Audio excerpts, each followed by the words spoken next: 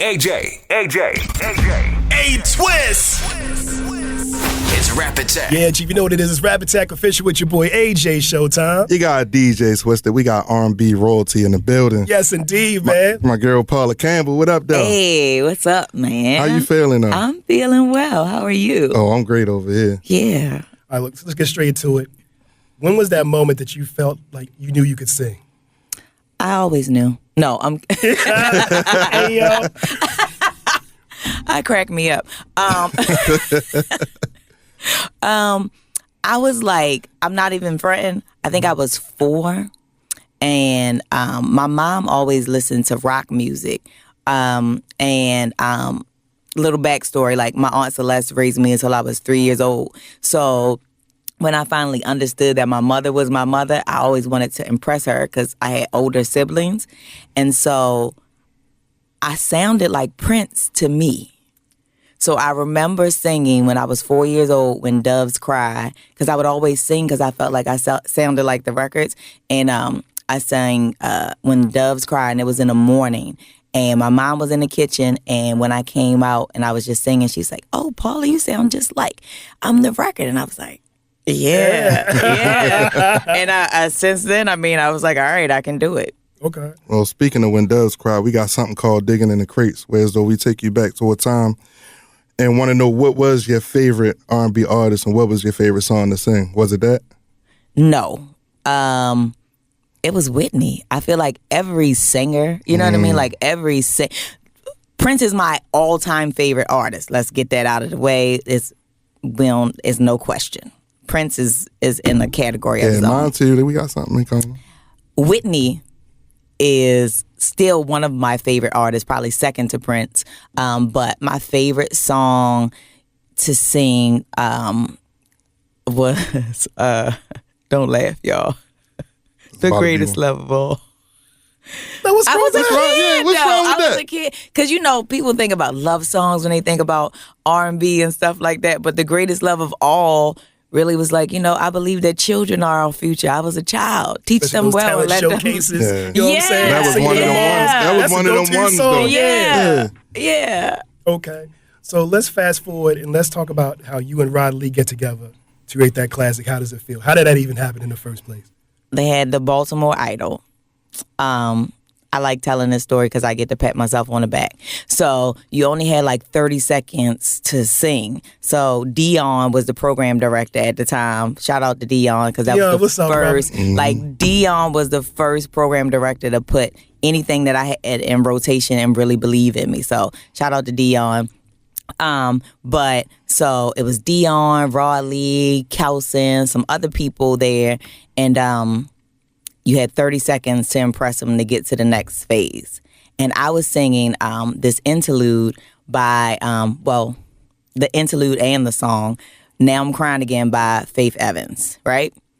And the interlude was on Iona Van Zant's album. It was like a poetry album or something. And I thought I was just going to do the interlude because I used to kill the interlude. But my range is not as high as Faith.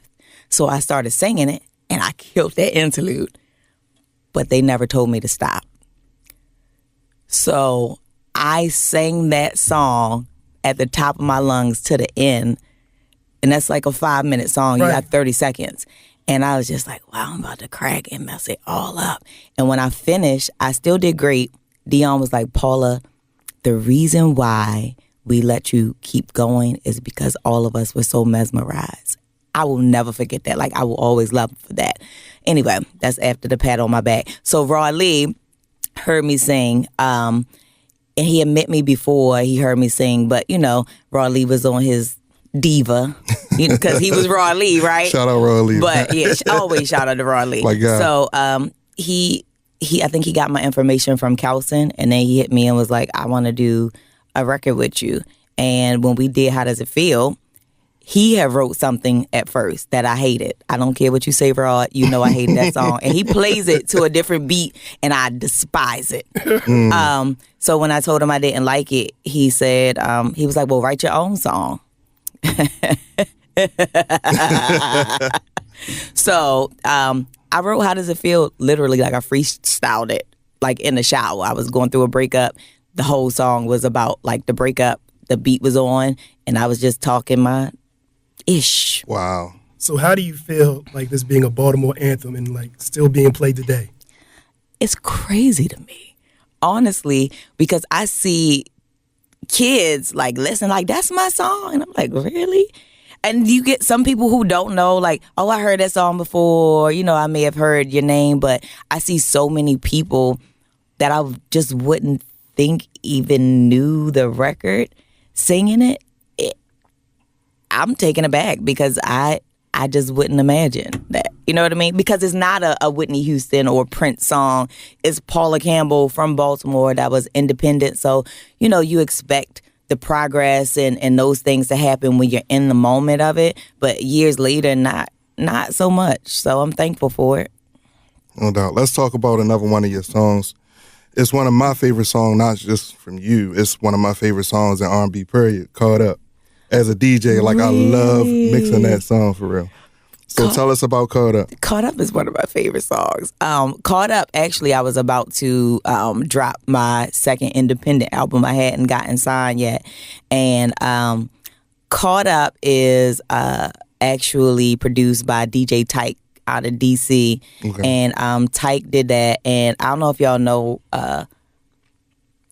well, y'all don't know Timmy, but one of my closest friends at the time, Timmy, and myself, he's a dancer, but we used to write a lot, and we just did Caught Up because I was in such a happy place. And I try to mimic whatever either my situation is or someone that I'm close to, like what's happening in their lives. Mm-hmm. So it was kind of like, this is what I'm feeling, and Caught Up was beautiful. Timmy actually spearheaded that song, and he started it. So, but, I mean, Caught Up is one of my favorite songs. It's a feel-good record, man. Right. Yeah. When you came out, this was that time when Baltimore was really shifting towards hip-hop. Yeah. As an artist being R&B, was it hard for you in terms of, like, you know, getting your music out there? Or do you feel like you had it easy because the spotlight was on you? I definitely think that it was probably a lot easier for a few reasons. One, it was, I think Ashanti was out. Oh, that was shade on the camera. That was not intentional. But I'm saying, like, that was the only female that was out, and I like Ashanti, but then, you know, it was the competition. In my mind, I'm like, I'm independent, she's major, I'm coming for you, right?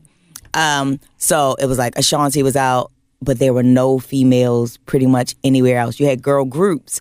You had Beyonce that didn't take off as Beyonce yet, and that was it. So I think being a female and then hip-hop being there and just me kind of having a hip-hop feel, and then shouts out to Greg Baker because every hip-hop show that pretty much came to D.C., Virginia, like he would talk to Don Weiner, whoever, and I was on all of those shows, opening up for T.I., for Kanye, for Bone Crusher, for Chingy, like everybody that was those early 2000s, I was on all of those shows. So it was like, to me, I got a spotlight, though those people didn't come to see me. It was like to have that female energy was a great thing. And to be the only female, definitely, I think, hyped me up a little more than I expected. Okay. All right, let's talk about Denial and how you got the Neo collab.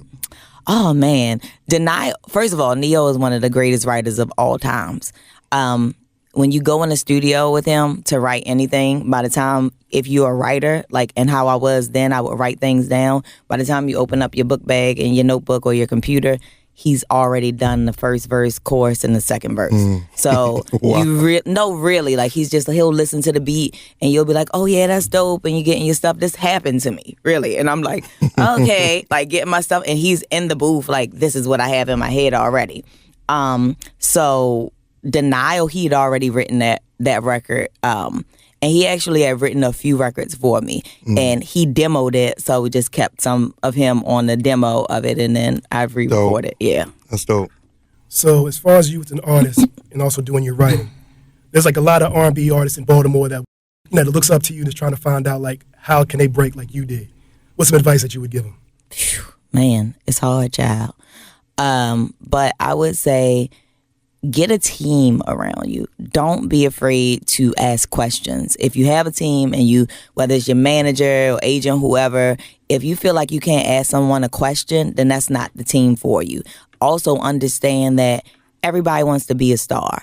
And everything is a talent. If you're a singer, it's a talent. If you're a producer, it's a talent. If you're a DJ, if you market, if you do marketing, if you do visual, it's a talent. Everyone wants to be a star. So I think understanding that everyone has a place, and then what is that space, and then who we going to put as the forefront, because everybody can't be the star at the same time. So who are we going to work, and make sure you just collab with people who believe in you and your vision, and believe that as long as they are part of your vision, then their time is, within the time that you still have. So now you left and you come back home from time to time. Do you feel like to make it, to be successful as an artist, you had to leave Baltimore? No. I didn't leave for music. Like, people think I left because it was music. No, my daughter was better in school. It made sense as a single mother, and I did what was best for my family. And I think being in the industry, especially so young, and if you're a parent especially, you think that, I'm spending all of this time away because I got to make this money and I got to do this for my kid. But more than anything, like, I need to make sure that my kid has a stable future. And so I left not for anything having to do with music. Like, when it comes to my child, I don't give a damn. So it was so that my daughter could have a brighter future, and that worked. No doubt. Now, DNA sent us the new joint called I'm Good, and we fans of it already. I want to play it. Automatic smash already. Real talk. So let's talk about that. And you said it was a real situation, so I want to hear about that. It was a real situation, but let me say this. Shout out to DNA, who is my partner in crime, literally. I didn't want to send this record. Word? I wanted to send something else. I had something else. I'm like, he was like, I'm telling you, this is it. And we went back and forth. Just FYI. That's what took me so long to send it, because I was like, no, I want to send this. He's like, I'm telling you, DJs. And I was like, no, but I don't need just DJs. I need consumers. And he's like, well, you need the DJs to play your record so that the consumers can listen to it. Cause and effect, yeah. Real talk. So, shout out to DNA. I did this song actually some odd years ago. Marquise Rashad, I was in the studio with him in Bridgetown, and they knew the dude that I had broken up with. And so they were like, well, what's the situation? And mind you, we had this beat, but it was not supposed to be a song to this beat. So long story short, my daughter probably gonna laugh. The dude, he was cheating, right? And he used to rent rooms. He had a really big house, so he would rent rooms in his house. And one of the chicks, I was still in Baltimore at the time, one of the chicks that he was renting a room to, she would call me and be like, oh yeah, this girl here.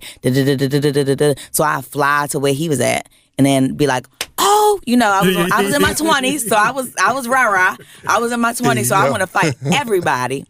But my best friend would always say, why does she keep telling you? She's supposed to be his friend. Why does she keep telling you that, oh, this girl's there, that girl's there? Come to find out, he was everybody. Yeah, she was. Wow. She, that's how she was paying her rent. And I was like, oh, wow. So it was a situation, but that's what, you were literally hiding in the open right in my face. He'd be like, oh, won't you get to know her? Y'all should go to breakfast whenever I went to his city or whatever. Y'all should go to breakfast. Y'all should hang out. So I'm just like, oh, okay. Because I would never do that. And I think I'm one of those people that if I would never do something like that, I am so shook when somebody does something foul to me. Oh my God, I would have never did that to anybody. How could somebody do that to me? I'm so stupid when it comes to it. It's so green. So, they all laughed and we wrote the record. And got a classic on our hands. Crazy. Classic on our hands. Right. That's what I'm talking about. Oh, what's the next step for Paula Campbell? So I released a book in 2020. It's a relationship book, ironically. If he wanted to be there, he would. The subtitle is 6 Steps to Push Past the Breakup, and really just talks about owning your issues and the part that you played in a relationship and how that helps you heal better. And so I'm pretty direct when I speak, and I wrote that book very direct. So I don't want to say dialed it back, but we put more emphasis on certain things and then decided to reword some things. So there'll be a second edition dropping January 31st of 2026, and then follows the EP. Yay. Nice. Paula tells it all. You know what I'm saying? Look, Paula, we had to give you your flowers here on Rap Attack because, of course, we all got history with you. Yes, indeed. But as far as what you've done for Baltimore R&B music in particular, You've definitely made your mark, and it's only right here, Rap Attack, we say thank you, and you know we love you. Thank you. AJ Showtime. DJ Twisted, yo, for the record is next with Paula Campbell. Yes, indeed. Rap Attack, tack, tack, tack, tack, tack, tack, tack, tack, tack.